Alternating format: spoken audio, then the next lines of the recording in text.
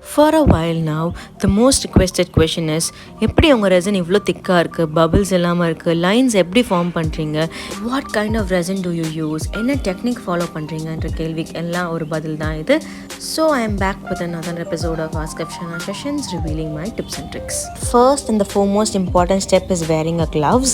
You can use any kind of resin for this step. நான் வந்து எப்படி நீங்கள் ரெசனையும் ஹார்ட்னரும் மிக்ஸ் பண்ண போடுறதுன்னு தான் சொல்லி கொடுக்க போகிறேன்.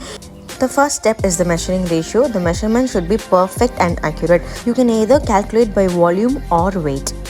So step 2 is mixing. Mixing plays an important role in curing. So under mix panna cure agadu, over mix panna faster cure aga start aayidum. So try to mix in a single direction.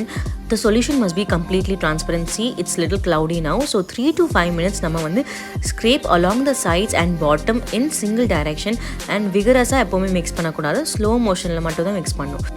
Steps to avoid using back and forth motion or up and down motion or wiggling it forward and backward. Being patient plays an important role here.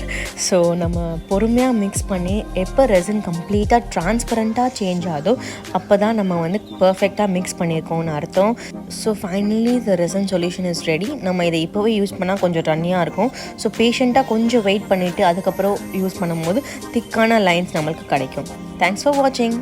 Follow for more such kind of videos.